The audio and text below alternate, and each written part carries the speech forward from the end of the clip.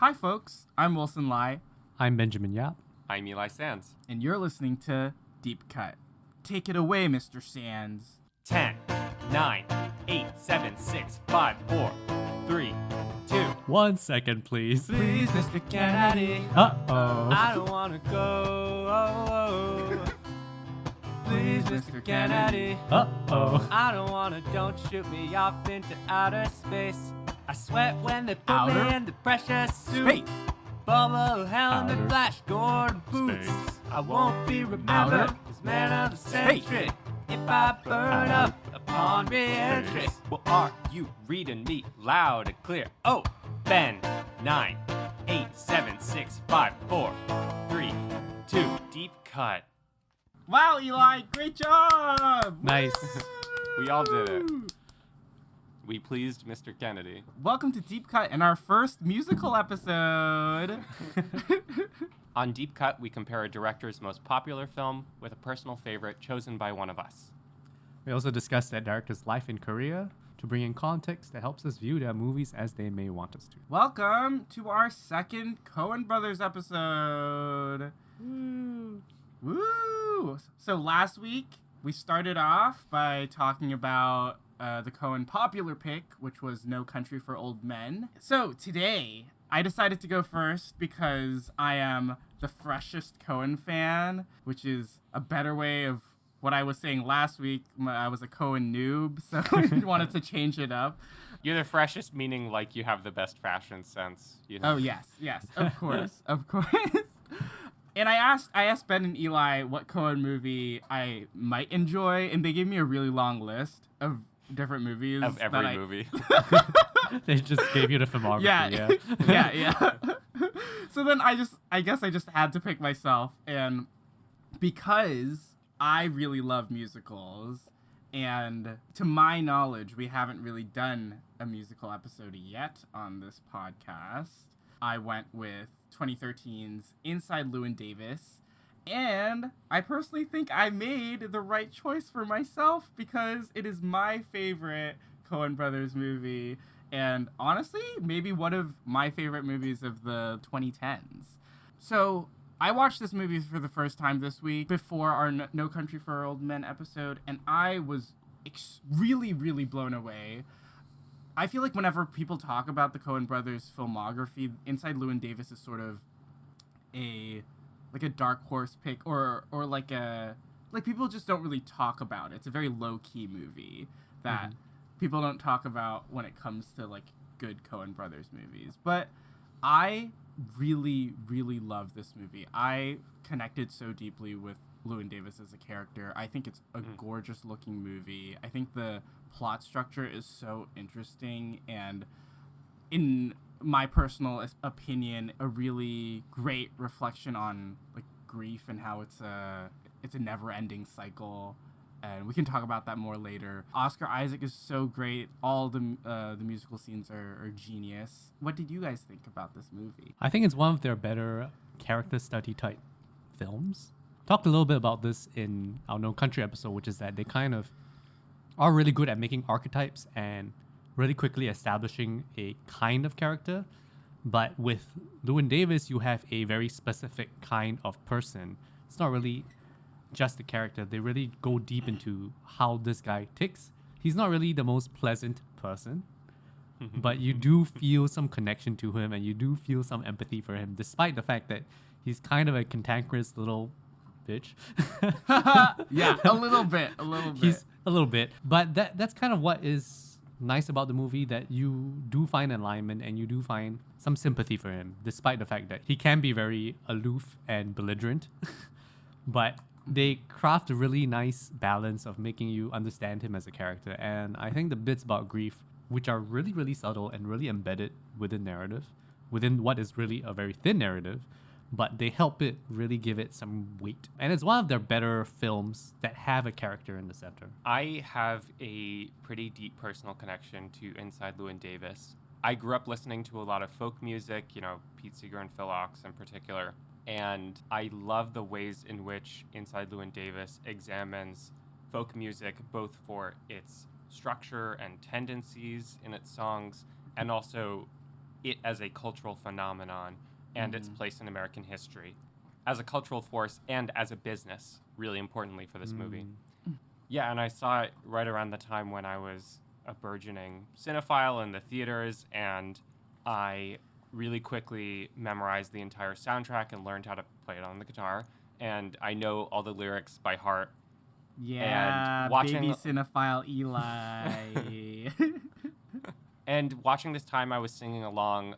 I think it's a really important part of the movie that there are songs that have genuine warmth to them. Mm-hmm.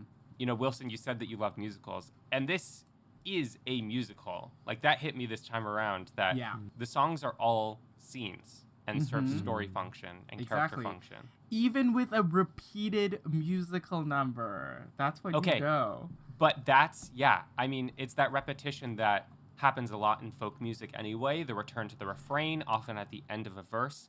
And that is built all throughout this movie. We're going to go way into this. Yeah! Did you watch that YouTube video? What YouTube video? There was a YouTube video that guy was like, where a guy explained a quote from the executive music producer of this movie, T-Bone Burnett, who compared the structure of this film to the structure of a folk song. I haven't seen that, but I mean, I was thinking about that this time around. That totally makes sense. Yeah, it's definitely purposeful. For me, it just feels like a visual album, if anything, with like skits in between. That's what it feels like when you watch it. Yeah. I don't know if I agree with that. That's what it feels like to me anyway. I mean, I don't have enough of this, like, I don't have a very deep connection with music in general. But does that mean you feel like there's less weight to the actual, like, the meat and bones of the film, Ben? I don't think so. Like to me, there's skits, but like obviously the songs are part of the story, that the quote unquote skits that I'm calling them, which is kind of a understatement, I guess. But as in, like, just as a kind of frame of reference, it's kind of what I have the best frame of reference for. Because when you watch it and if you take away all those scenes, I would say the music is maybe half the movie, which is a lot, right? And it's not a kind of sung musical. It's not a sung musical. It's musical numbers. Yes. Right? Which I guess, I can't really remember, but like, you know, those kind of jukebox musicals or classic Hollywood jukebox musicals. This has where some characters elements of break into song. Correct. Yeah, and those songs. Feeling like when we say jukebox musical, that typically applies to one artist's discography mapped onto a often, I think, ham-fisted story. So there are a few different types of musicals, right? Yes. There's this jukebox musical, which it takes an artist's discography and applies it onto a story created after the fact based on their music to connect the dots. There are what's called backstage musicals, which are often about the production of a theater show in which the characters singing songs are diegetic, very of the world. Yes. And they're sung as if they're rehearsing or performing the show. And it's not a flight of fancy that characters are singing. And then there are musicals where part of the diegesis is like breaking out into song. Right. And characters just do this to express their emotions, and which it's is not like, part of performing something. Yes, the term I was looking for was diegetic musical numbers or non-diegetic musical numbers.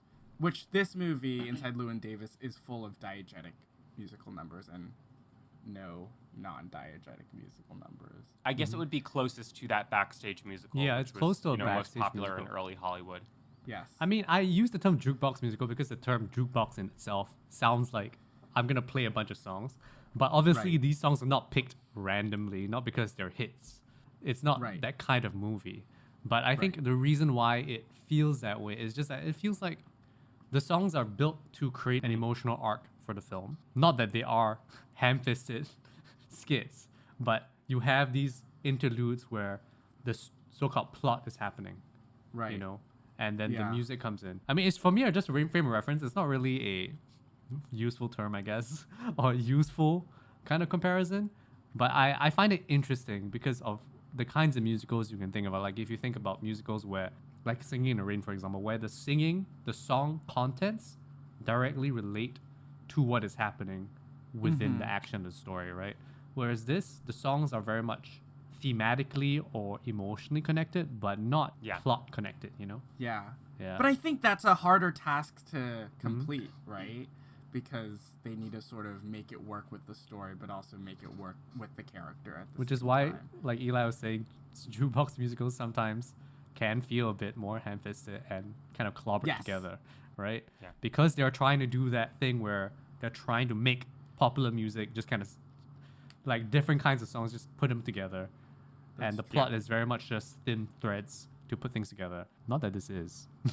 Not that this is at all. At all. As we're talking about the concept of a refrain and repetition, I thought a lot on this viewing about the idea of home. Llewyn Davis as a character who is literally homeless.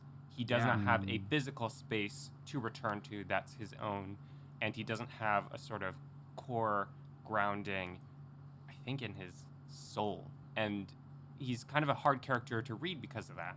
But what he does have is something that the structure of the movie gives him. It gives him a point in time and a feeling in time to return to, which is the opening scene and final scene of the movie, which, you know, maybe is repeated, maybe is not. There are some details that are a little bit different that sort of throws you off the scent, right? Cheeky little Coens. It's this point when he can most cleanly connect with the audience at the top of the movie as a performer and as someone who is punched. And at the end of the movie, we can kind of connect with him on a different level, but a more complicated level. And things are the same, but they're different. Definitely. In terms of how we feel about the character and the movie at that point. That's very interesting. And I fear these are all points that we will touch on a bit later, but I'm going to give just a tiny bit of context to this movie. So this movie was written and directed by Joel and Ethan Coen and produced by Scott Rudin. It was like a recent breaking story, and I don't think, if you're not like embedded within the film world, you might not have heard what went down. But Scott Rudin is a prolific American film producer, produced quite a few of the Coens' work, including Inside Llewyn Davis and No Country for Old Men, a lot of Wes Anderson's films, Lady Bird, to name a few. And he had a history of being a horrible person to work for. Like a couple years ago, I was interning at a film production company in New York, and my boss, or like the person overseeing me, worked for Rudin before and like gave me countless stories of how he would blow up at work just like with no trigger. He would just like get angry at anything, and it would happen very often, and it would just be a very hostile and toxic workplace. So I sort of heard stories of that, but then this year in April, both Vulture and The Hollywood Reporter both released pretty damning articles chronicling abusive experiences working with Rudin. And it's not just one or two, it's like 20, like 30 accounts that these reporters have checked on and like corroborated from different sources. And if you were to read one, I would suggest going to the Vulture one, because it's more comprehensive, and it really shows the different ways that he abused his employees and sort of created this toxic culture from top down. And it is extremely horrifying, and really reading it like has somewhat put me off of working in Hollywood because of how bad things were. And this is like emotionally abusive, but also physically abusive at points. So like, yeah, definitely keep that in mind. And I just didn't want to brush over it because Rudin was a big part of the Coens' work and frequent collaborator for them. Well said, Wilson. That's important to mark. Yeah, I just wanted to get that out of the way. Okay, back to the good stuff. So Inside Llewyn Davis is loosely based on the life of Dave Van Ronk, who was a folk singer and had an album named Inside Dave Van Ronk. And fun fact, both the album cover of Inside Llewyn Davis in the movie and Inside Dave Van Ronk, they look very similar. He's just standing in the doorway. But the like one big difference between these two album covers is that in the Dave Van Ronk album cover, there's a cat in it, and there's none in the Llewyn Davis one. Also, A little Easter egg thing that I noticed is that when Llewyn is looking at the cover of Llewyn and Davis, If We Had Wings, that record, he opens up the record and looks at the blurb on the inside cover, and it's writing about Llewyn and Davis, only where it should say Davis, it says Van Bronk. Oh, interesting. I think a nice little hat tip to the man himself. But the person who wrote the biography for Van Bronk said that the movie is incredibly far from the life of that Dave Van Bronk had, except for like the music segments itself, which is good to note. I think the Coens sort of began with the idea of a scene of Dave Van Bronk being beaten up outside a performance space in the village, and then they started from that idea and then came up with a bunch of scenes, and I think they both really were a big fan of folk music and just wanted to make a movie about that scene. Such a funny germ of an idea. It's like, I made a movie about this guy because I just had this fantasy of him being beat up. Yeah. Like, but okay. Like in interviews, it's really interesting because they are big fans of the folk scene, I think they also like really love to make fun of it. They one of them it's because I was watching interviews and then I realized I can't tell them apart. And they don't really, in the interviews, they don't really like separate the names on the subtitles. It's just Joel and Ethan Coen, so I don't know who's Joel and who's Ethan.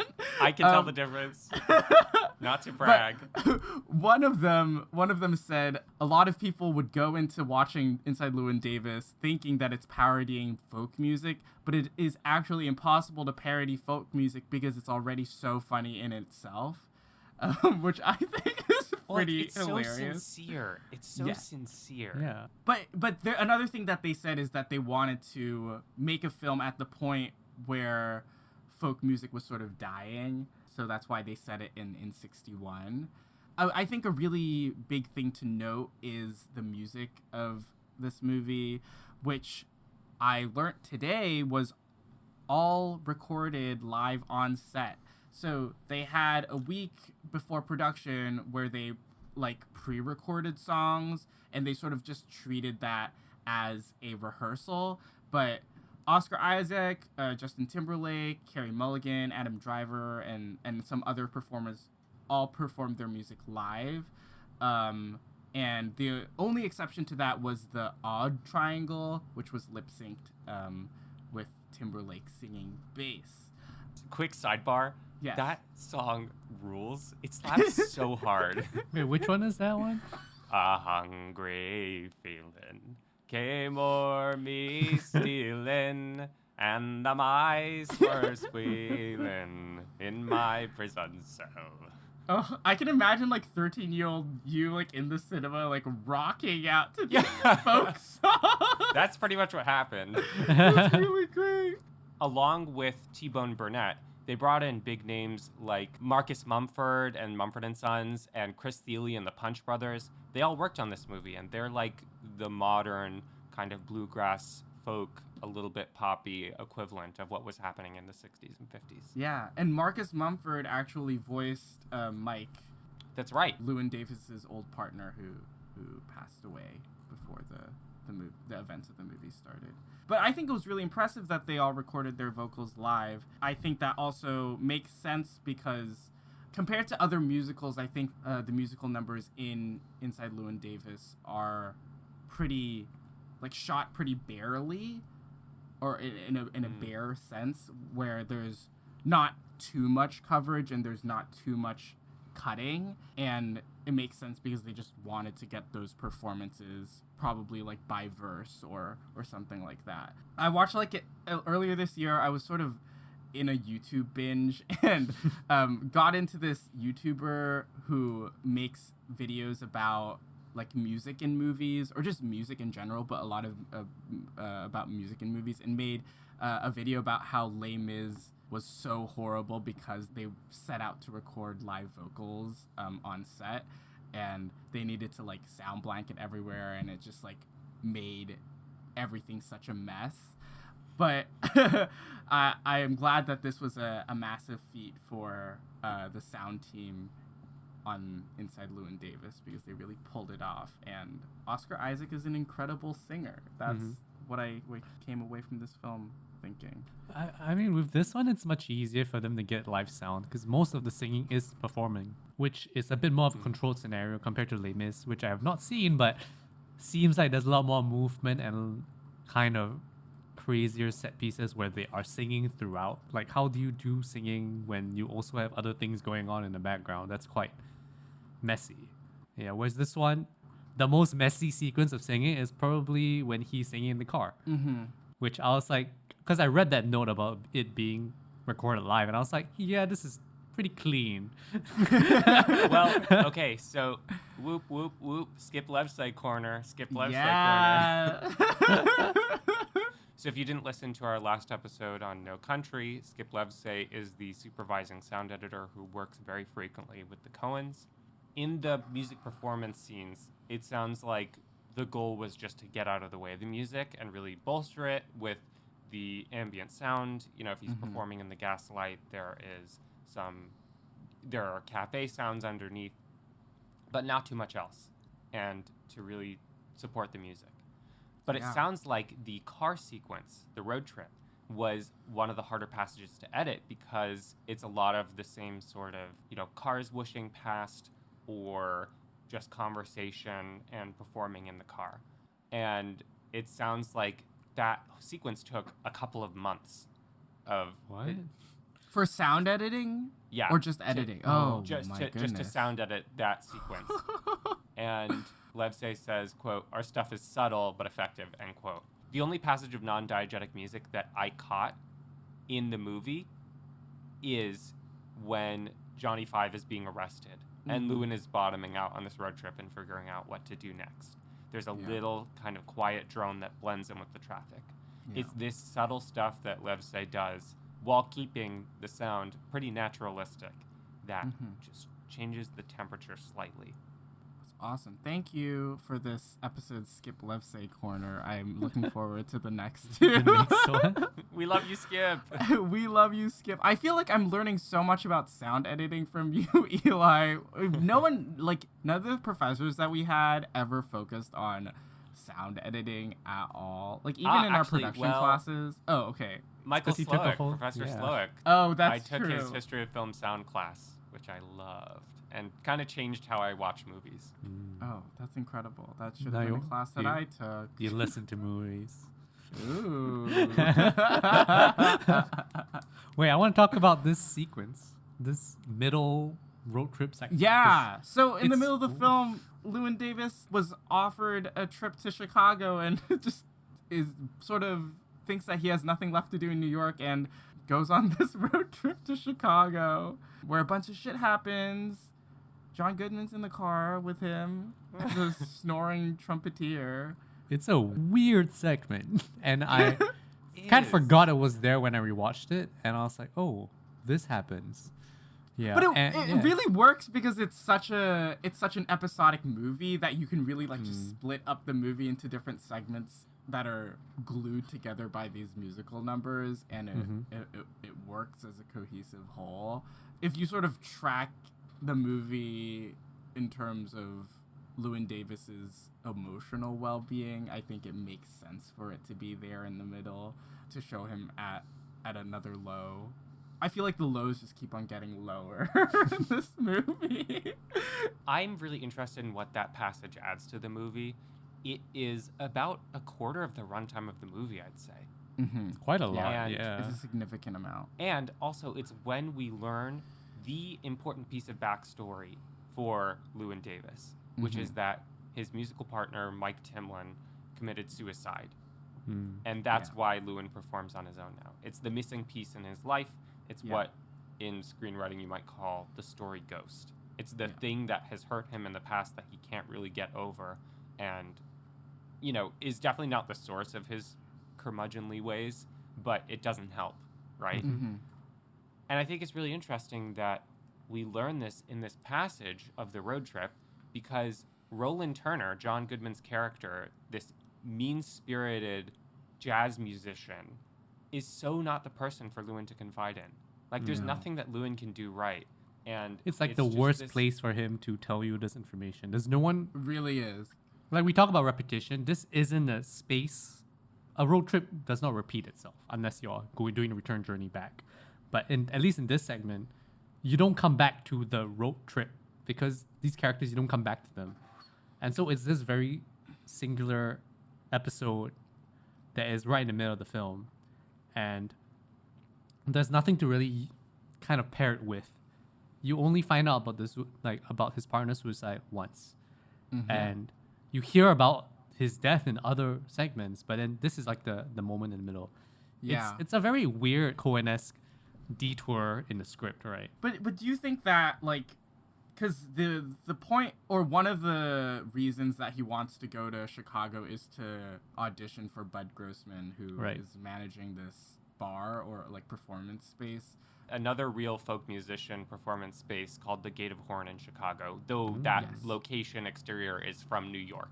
Do you think that is like the big glimmer of hope for Llewyn Davis? Because I feel like they might have like written it out to be like, yeah, this is the goal, or this is the very like broad goal. If you see it like that, then it puts a lot more weight into the Chicago trip. Like, I'm not sure how to process that because it's such an odd part of the movie that half of me is like, this feels not part of the story world. It was almost like this Lynchian thing for me, this kind of descent into hell, which is very interesting on its own, but it's confusing in the context of the movie. But having said that, it also is interesting that it's there, and I kind of have to give it props for existing as well, because it is cool that you have this weird Lynchian descent into hell, and that it just comes out of left field, and that's kind of, you don't really need to explain why it's there. It's just kind of there, and it's interesting, fairly entertaining. I do feel like it kind of goes nowhere, but that's kind of the point of the movie at the end of the day. I think there's a strong argument that the scene in which Llewyn performs for Bud Grossman, the manager at the Gate of Horn, is perhaps the most important in the movie. I remember at the time of Inside Llewyn Davis's release, a lot of critics were asking the question, how good a musician is Llewyn Davis supposed to be? I'm not entirely sure how much that really matters, but there are some key clues as to what does matter planted in this scene, right? I tried to cheat and look at the screenplay, which I found online for this scene. So I just want to read this passage to you.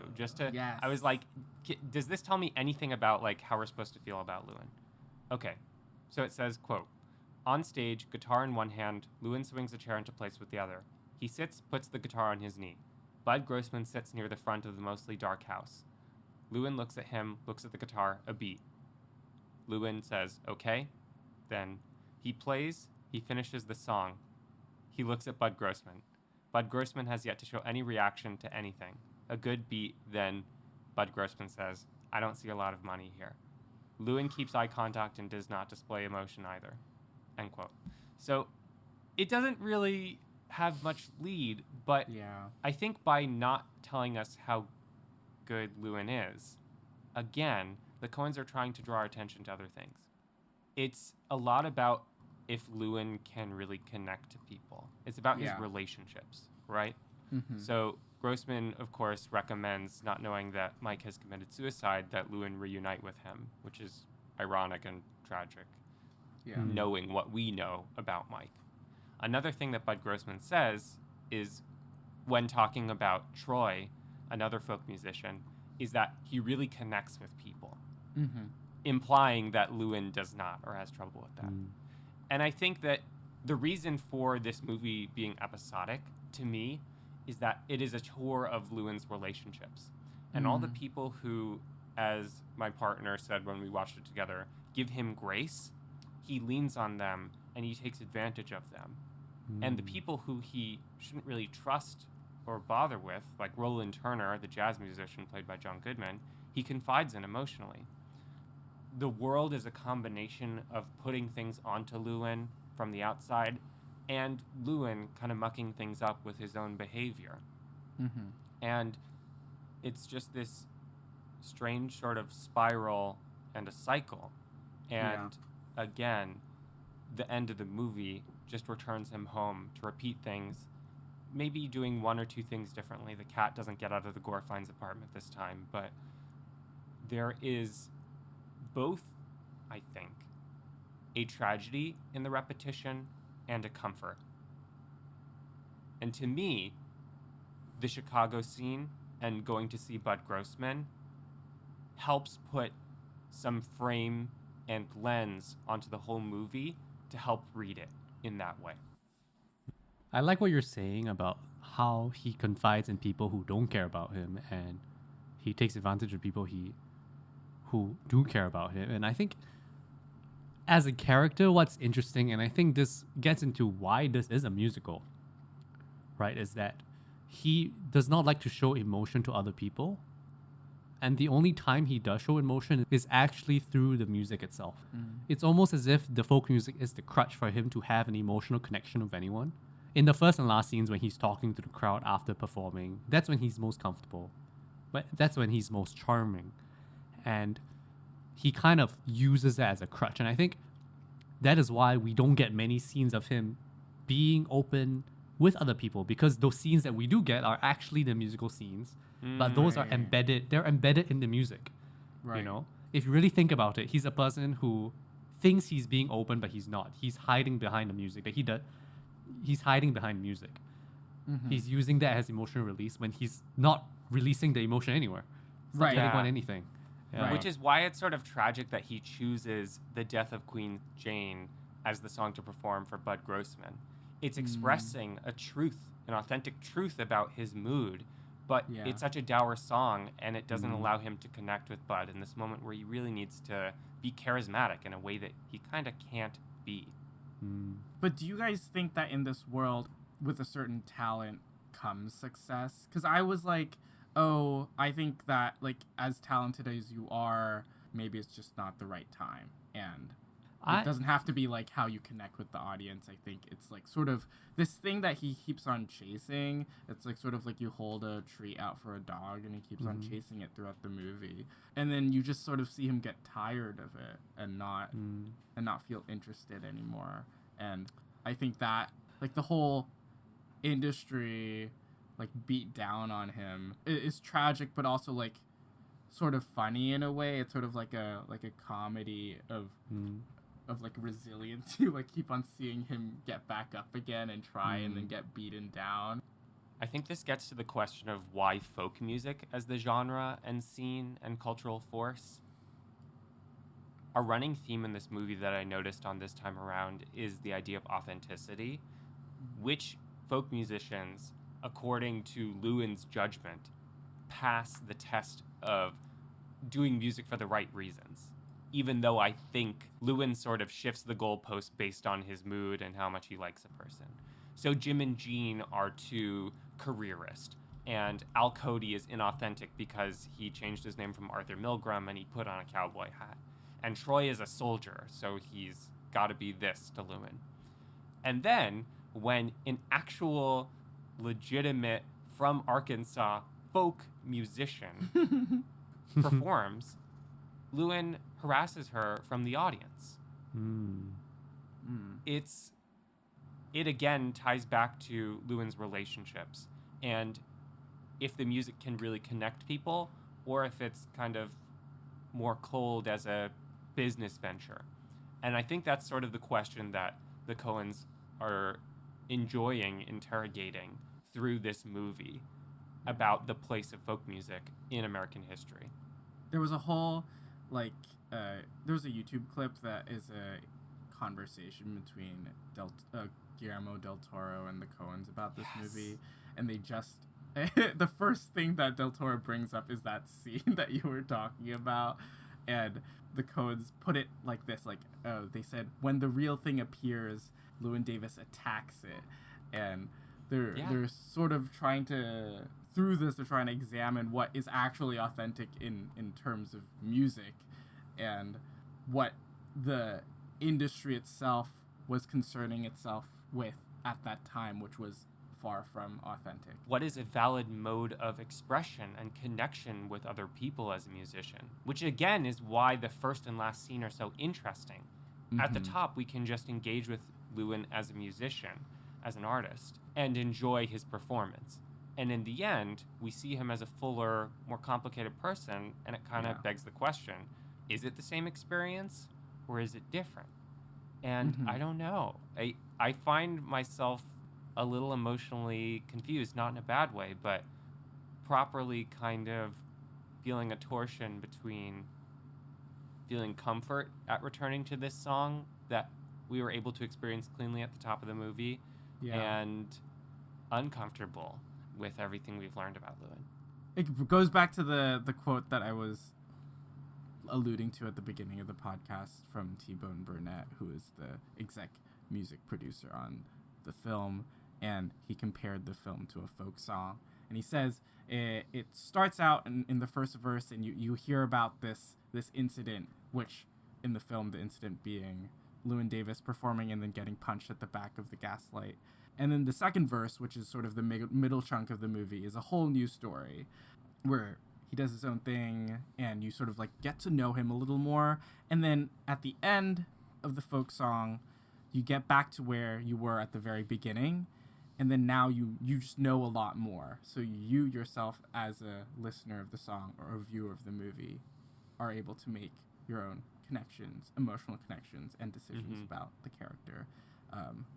And yeah, I think that was a really beautiful way of sort of like packaging the plot structure of this movie, which I really loved. Yeah. I think my favorite parts of the movie are the very, very small moments where very, very small details are revealed. And the Coens do a good job in the structure of this, where they reveal and tell you information that leads you to know something, and then later on revealing information that changes how you feel about it. So what's essentially happening, for example, with the abortion storyline with Carey Mulligan's character is it's leading you down a path for you to find out that there is a little Llewyn Davis somewhere. And that doesn't get resolved. You just know that this happens. And the final time you really know about this is when he drives past the sign to Akron. And there's almost this moment where you're like, oh, he's going to drive there and talk to her. Nope, he doesn't. He just looks at it.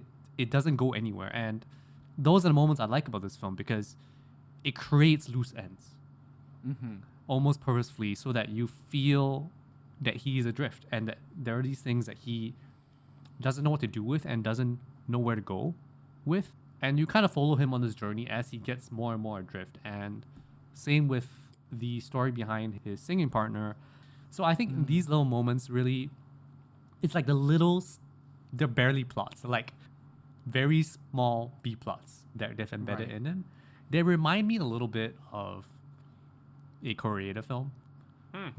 Huge throwback where there are these moments of like embedded information, very, very small embedded information that kind of give you a little bit of a moment. And those are the moments where I feel like I kind of understand him a little bit more, because the fact that he does not engage with those elements that he learns says a lot about him, that he does not want to confront these things. When you talked about that, it reminded me a lot about that scene where he visits his dad and he sings that song for him. Which is pretty funny. Yeah, it's a little funny.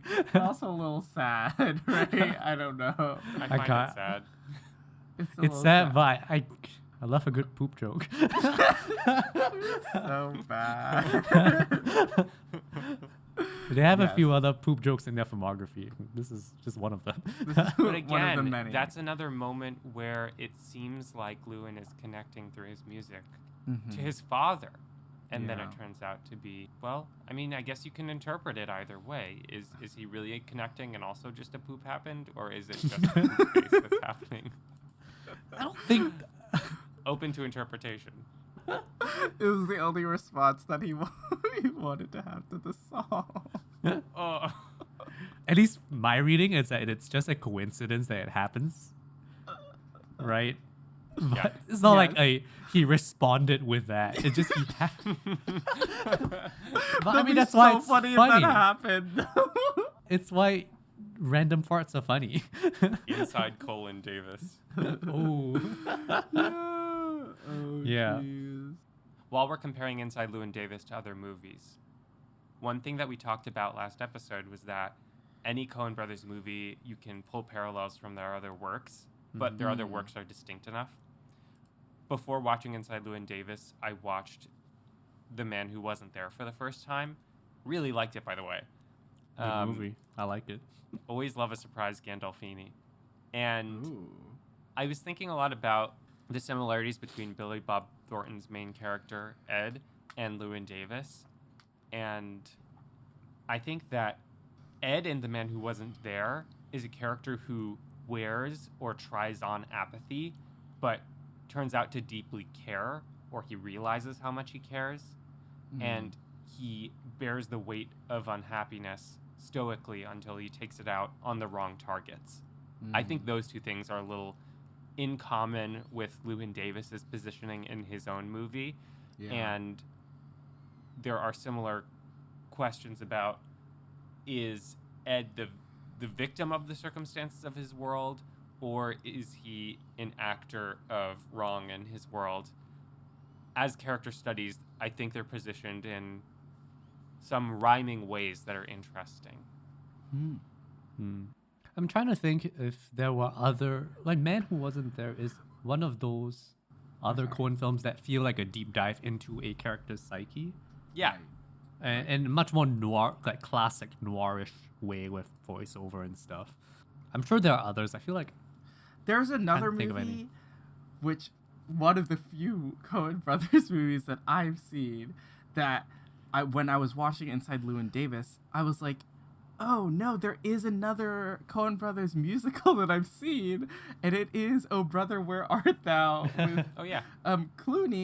George Clooney, and his character's name in the movie is Ulysses because it's based on Homer's The Odyssey. And guess what the name of the cat is in this movie? It's fucking Ulysses. Pretty Where's direct. his scrotum? Yeah. wait, that's one of the best scenes ever. That the ending of that scene is so funny. I knew is it so was good. coming. I knew it was coming because I knew when he picked up the cat, I was like, that's not going to be the same cat. But it was just about that realization from the what are the names? The owners of the cat. The Gorfines. Gorfines. The Gorfines. Gorfines. Great. Best scrotum joke in cinematic history. I mean, I think. Yeah, I think so. Yeah. It's- Probably, yeah. While we're on this scene very briefly, I wanted to note that oftentimes Llewyn is not the character who gets the last word in a scene. I just found that interesting. I sort of want to talk about the visual look of this movie because let's go there. Yeah. Because Yes. it looks very Let's go different there. from No Country for Old Men or Fargo or a lot of the other movies. It's like they slapped a crazy fucking Black Pro Mist filter on the camera. A just Black used Pro Mist frosted filter lenses, right? to those who don't know, sort of are a cheap version of how you can frost up a lens by putting a filter in front of the lens and make things look blurry. And this movie is like full of that. This movie's soft as fuck. It's so soft. It's so soft. And it's so beautiful when you get into that close-up, especially that first close-up of Llewyn Davis singing in the gaslight. And it's like gorgeous to see him sort of lean in and out of focus. And you just like feel the space expanding and like, Ooh, yeah, coming together. It's great. It's great. love that. To note, this film was lensed by Bruno Del Bonell, who the Coens worked with only once before on Paris Je t'aime. yeah. Their short in that movie is very funny. Oh, really? I gotta check it out. Steve Buscemi is a clueless guy in the Paris metro, and he accidentally pisses off a Parisian and just like gets into all these shenanigans. It's really funny. Wait, it sounds Oh, fantastic. that It's so sounds good. great. This is such a different looking movie from like any of their movies, really. Yeah. Yeah. Yeah. It feels, I don't know, you feel so close to the characters just with I don't know what lens they use for medium close-ups, but you feel right in front of them, and it is really incredible. And also the way that certain spaces are lit, like the Gaslight Theater or performance space, and then the performance space in Chicago. And Del Bunnell, in the couple of interviews that I watched him give, he really emphasized lighting and how he uses shadow and blacks to sort of focus you in on characters. So the Coens sort of let him run with having a lot of darkness and having a lot of areas in the frame falling to black to sort of have a greater distinction between the subject of the frame, which is usually the character, and the background. And also he talked about the desaturated color palette of the film. Love that color palette. Yeah, and was using it to sort of make the audiences feel the gray New York winter, and also Llewyn Davis's, I guess, emotional state throughout the course of the film. But the color palette is so beautiful in this film. It's so dour, but it's so beautiful. Gray and brown. That's the color palette.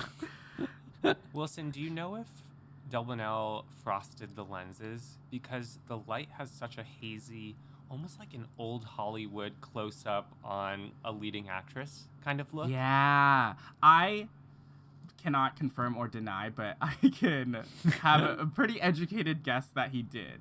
I mean, the whole thing looks so hazy. Like, it feels like every scene he just hazed the room. Every scene. A little bit of atmosphere aerosol, like a Wesleyan thesis film.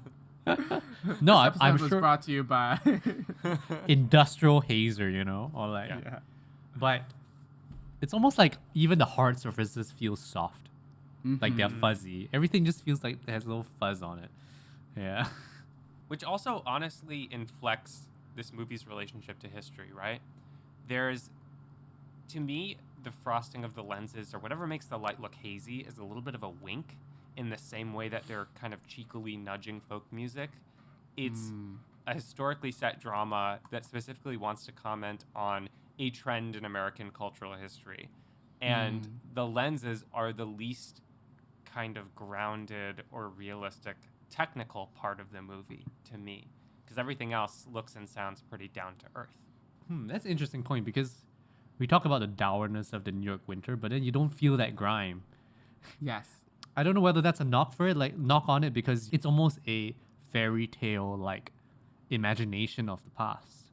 When you have that much haze, at least visually, visually. So there's a little bit of a disconnect or a conflict between that and what is actually happening in terms of the story and like how shitty everything is really. Yeah, I don't know if it's supposed to put you at a distance or bring you into the fold more. I think it's an interesting choice. Right. I mean, I would say immediately it feels very warm. Like, I would say I don't feel the coldness of the winter that much. Maybe that's not a good thing. I don't know. But I feel like I'm wrapped in a warm blanket when I'm watching the movie. That's kind of like the feeling I get. And that does feel a little at odds with what's going on. I could see that working two ways for audience experience, right? One could be that it puts you at odds with Llewyn's experience of even specifically the cold, and you look at him with a pitying eye from the outside of his experience. Or it's a challenge to see if you can really directly empathize with his experience, despite the warm look. I found an interview or an article on the American Society of Cinematographers where they talked about this movie. And Del Bunnell didn't really know a lot about folk music, and one of his personal like touchstones to this world was Bob Dylan. And the cover for the freewheeling Bob Dylan was one of the images that Del Bunnell sent to the Coens, and it sort of features Bob Dylan in walking with a woman in New York under a wintry sky and wearing a jacket, but he still looks very cold. And they came back to him and they were like, yes, this is exactly what we want this movie to feel like. Del Bunnell says, quote, "We had to feel the winter and that dirty feeling when the snow starts to melt." I'm looking at the album cover now. Yeah. It's a very Coen frame. It is. like the use of a wider lens, you know. Yeah. Yeah, it's very, very Coen-esque. It is, yes, it is. That is one of the signatures of the Coen brothers. That, like, one of the really easy visual signatures is how they shoot. Like, remember how I was talking about earlier about how they shoot medium close-ups in such a weird way? It's because they shoot most of their films on a 21 millimeter or a 27 millimeter lens, which is a pretty wide lens. And then when you place it right in front of a character to get a medium close-up or a close-up, it feels so weird because it's like you're sitting right in front of them. Yeah. Because usually when you shoot a medium close-up or a close-up, you tend to use a tighter lens, like a 50 millimeter or just a 35. But a 21 is wide enough to make you feel a little bit around the subject of the frame. And I think not a lot of other directors consistently use that framing in the way that they shoot most scenes, including close-ups and single coverage. Tony Zhou and Taylor Ramos from Every Frame of Painting have a really great video on how the Coens use wide lenses on close-ups. They say it's a little bit intimate, a little bit uncomfortable, and it gives you a good sense of the context around this character spatially, as you're noting, Wilson. I think, again, about the use of that in the opening scene, because even though it's that probably 21 lens that's very close to Llewyn as he's performing, you don't get a lot of context. You can hear noises of the cafe, so you assume he's in a performance space. Also, the way that his singing reverberates in the room gives you a sense of the space. But most of the margins around Llewyn's face in this opening shot is darkness, and you don't get a good sense of his space. And again, that makes me think about our positioning in relation to him off the bat, of just digesting his music directly, and then the reevaluation of that later on. I think that makes this film feel like a stark contrast to some of their stuff. And I mean, maybe that's because Del Buñuel is behind the camera. Like, the stripping away of context creates a more, almost, you could say, dreamlike world, which kind of works nicely with the kind of music that you're listening to. And that is interesting that they chose to work with Del Buñuel for whatever reason. Oh, it's because Deakins was shooting Skyfall. I knew it was gonna end up being something like that. But hey, I think if Deakins shot this, it would be very different. It would be different, very different. And Skyfall is gorgeous, and I would not take away Deakins from Skyfall. Agreed. Yeah, I mean, I'm trying to imagine a world where Deakins shot this, and I think that the whole thing about grime and coldness, I think Deakins would go with a much more like documentary like look compared to this more kind of surreal, almost dreamlike quality that Del Buñuel has. And it's a nice alternate world we have here with a Del Buñuel shot film from the Coen brothers. Back to that Every Frame of Painting video. Really interesting thing about that video is that it talks about how they don't use a lot of over-the-shoulder shots. And I watched that video before I went back into my deep dive, and there are more over-the-shoulder shots than you realize is my takeaway when I'm watching them. But that creates a very interesting question, which I don't really have an example from Llewyn Davis, but when do they decide to use over-the-shoulder? That becomes a very interesting question when you watch a Coen Brothers movie. Something to think about maybe when we watch a few more. Or maybe when the listeners are watching other Coen Brothers movies. But I can't answer that question. I can't answer that question of why do they use an over-the-shoulder when they usually don't. Right. Yeah. I'll keep an eye out for it in the next few that I watch. And maybe we can talk about it. I don't have an answer, but yeah. I have a last quote from this ASC interview that I thought was hilarious. So Del Buñuel wanted to bring a camera operator, but then the Coens told him, no, you have to operate, quote, like Roger does. And what? Quote. If I was shooting this movie, I would feel so stressed out. That's pretty crazy that they would say something like that. They'd be like, no, you do not get the luxury of a cam op. Do it yourself. Yes. Roger can do it. Yeah. That's crazy. And then later on in this paragraph, he said they were deciding over a jib head and just some like technical like equipment stuff. And he said no, and he's like, I told Mitch, I'm not Roger Deakins. I don't want that. You know how some directors have a really strong working relationship with some cinematographers, and having to switch cinematographers out. I guess there's some meshing that needs to be done. Yeah. But it is really interesting to see it all laid out in this article about this movie. I mean, Deakins and the Coens is such a long-running working relationship, and Inside Llewyn Davis is one of the later ones that they've made, and it's like this is much later in the Coens' career. Yeah. I'm sure they have such a shorthand with Deakins. Yeah. Because Deakins has essentially defined how a Coen Brothers film should look. Right. More so than I would say the Coens do. You know? And I was just listening to the Team Deakins podcast where they talked to Joel Coen, and there was this interesting part where they talked about how sometimes the Coens would be happy with the first take. And then Deakins would be the one be like, let's get another one, you know, just because we should get another one, right? Just in case. And Joel Coen had a really funny response. He was saying, one way to say that is that we have a lot of confidence in the first take. Another way to say it is that we're not perfectionists. Oh. which is kind of funny. And I think there is a lot of trust they put in Deakins because they've worked with him so much that because they worked, I mean, they've been working since the 80s when digital is much more forgiving, and digital you get to review the takes. Yeah. With film, you have to trust the DP. You got to say, was that fine? Yeah. And without being able to review the footage on set, you trusted the word of the DP, and that's why you work with them, because every time they said it was okay, it was okay. And maybe you start working with a DP when they said something was okay, but it wasn't okay, because that's what their work is. Their work is to decide whether it's okay. Right. Yeah. Very While we're on, interesting.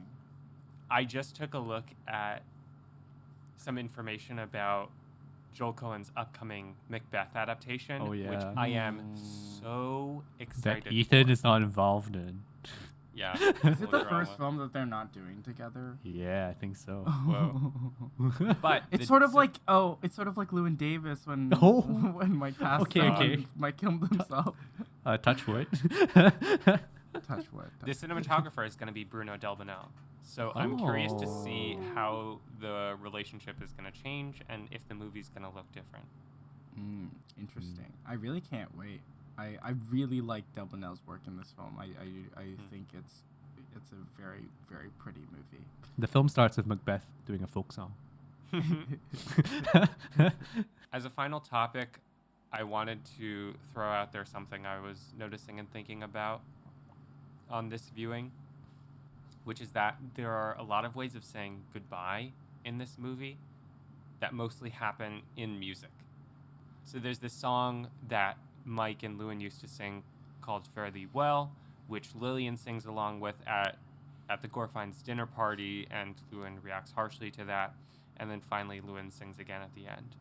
And if I'm correct, goodbye or Fare Thee Well doesn't get said in dialogue in any form until after Bob Dylan has sung his own song that includes the lyrics Fare Thee Well, and Llewyn has been punched in the back alley. And the final dialogue of the movie is Llewyn saying to this stranger who sped off in a cab, but also kind of to himself, really, au revoir. Au revoir. Oh, last thing. I think this is Oscar Isaac's best performance, hands down. Oh, yeah. It's really good. Yeah. He's really good in this. He needs more leading so roles, good. and I don't mean life itself. He really disappears into Llewyn Davis, and it Yeah. was really shocking to me. I just 2013, 2014 is when like Oscar Isaac really became a force, you know what I mean? Yeah. I'm not talking about that kind of force, but but the force of Oscar Isaac awakens in 2013 and 2014. You said the whole name of the movie, The Force Awakens. What movie are we talking about? But yeah, but he kind of falls off the map a little bit after this period, like a 2 or 3 year period. Like he doesn't get that kind of leading man type stuff. Yeah, I remember him in A Most Violent Year, which I also really liked. And he was really good in that. Is that the one with Chastain? Yeah. Yes. I'm curious to see what his work in Paul Schrader's upcoming The Card Counter is going to be like. Oh, yeah, that still from it looks incredible. Oh, he's also He Moon looks Knight. like the Muppet Sam the Eagle. It's a great haven't side-by-side seen that. picture. And he's the daddy in Dune. Daddy Dune. Oh, yeah. Oh. Daddy Dune Care. He's also going to be in a Marvel show. Yeah, so I don't know. It's Yeah. fine. Oscar Isaac. He's coming back. Collect your money. It's fine. It's fine. We don't need you to play lowly folk singers anymore. It's fine. No. This, Inside that Llewyn Davis. There's a really funny comment on the Please Mr. Kennedy video that's uploaded to YouTube where somebody's like, 2013, who are these two dopes next to Justin Timberlake? And like, 2020, who's this dude between Poe Dameron and Kylo Ren? Yeah. Who is this dope Justin Timberlake? Yeah, who that? Honestly, fuck Justin Timberlake. He threw Janet under the bus. He threw Britney under the bus. Jay Timberlake, it's not a good year for you, man. Or it's not been a good life for you. You've been mean to a lot of people. Sorry, is that how we're ending the episode? Thanks. It's a little rough. Thanks to all our listeners. No thank you to Justin Timberlake. If you're listening, stop the episode. You don't get to hear anymore. Please, Mr. Kennedy, stop listening to these episodes. Please, Mr. Kennedy's nuts. Thank you for listening to this episode of D's Nuts. Please rate and review because that helps us keep making the show. Be sure to follow or subscribe to us where you listen to podcasts so you'll know when our next episode drops. You can give us a follow on Twitter and Instagram at DsNutsPod. Join us to talk about movies on our Discord server, to which you'll find a link in the description. Thank you to Justina Yam for our beautiful artwork. I'm Wilson. I'm Ben. I'm Eli. Take care, and we're looking forward to talking about more movies with you next time. If I had a wish like Noah's dove, I'd fly the river to the one I love. Fare thee well, my honey.